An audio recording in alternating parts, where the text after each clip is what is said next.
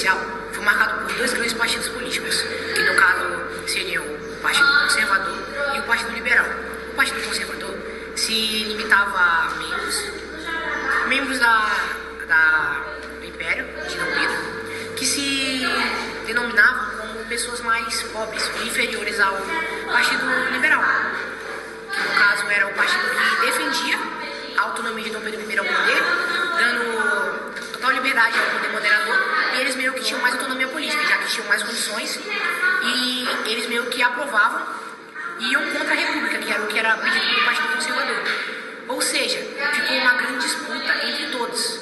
E nisso, até acabou ocorrendo a dança das cadeiras, que ocorreu mais tarde, em que Dom Pedro II meio que acabou organizando entre cada partido liderado durante a cada 2 anos.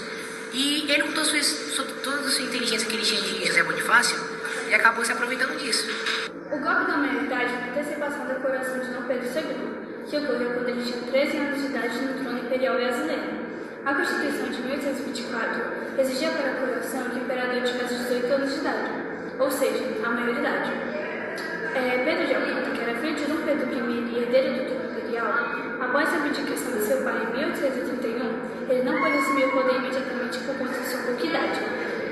Nesse período, por conta da ausência do imperador, foi criada uma regência, primeiramente a regência trina e por fim a regência governada por a revolta dos Praieiros. A Revolução dos Praieiros estendeu-se de 1848 até 1850, na província de Pernambuco, sendo a última revolta provincial ocorrida no Brasil durante seu período imperial.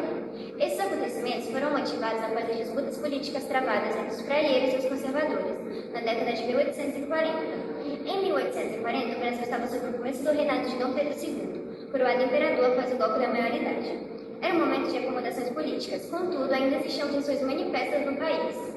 A província de Pernambuco, sendo uma das mais importantes do país, também sofria das suas questões e acabou sediando sua última rebelião provincial ao Império do Brasil.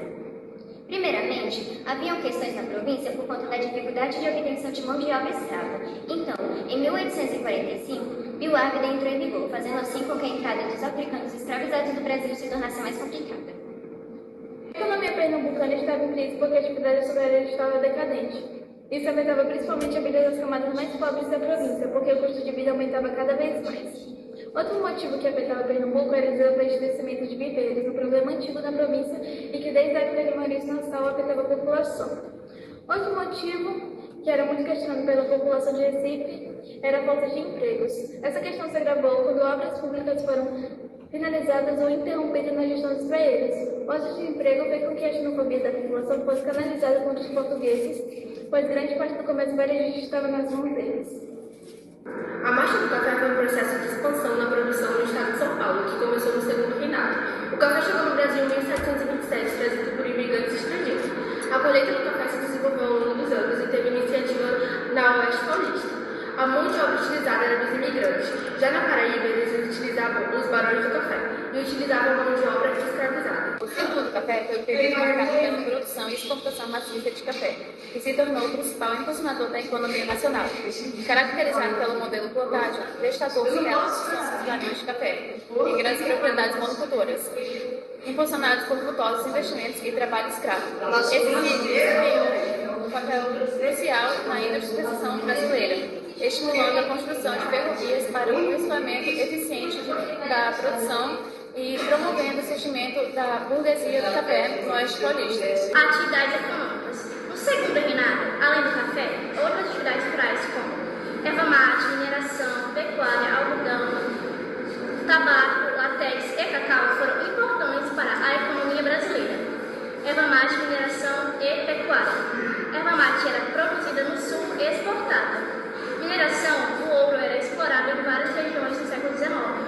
Já a pecuária era presente no Brasil inteiro, destacando-se no sul e nordeste, fornecendo carne e... Sobre algumas atividades econômicas no período regencial. Bom, a produção do algodão e do tabaco era significativa desde o século XVIII, se concentrava na região nordeste e destinava-se ao consumo local e exportação.